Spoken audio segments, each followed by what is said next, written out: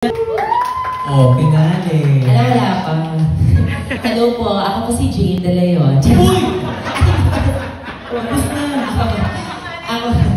Good afternoon po. Ako nga po pala si Esmir. Ayan, bahagi po ako sa Shake, Rattle and Roll na episode Mukbang, directed by Direct Gerald Taro. I am the comedy side of our episode po, which brings color to us.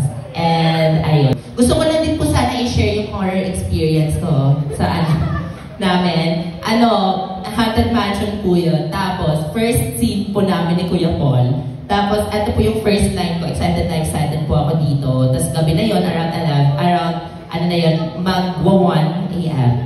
Tapos, may nag-cut. Habang nag-play kami, may nag-cut. Kaboses na direct and all. Tapos, ay nag-cut kami. Hindi kami gumalaw ni Kuya Paul. Kasi akala nga namin may nag-cut.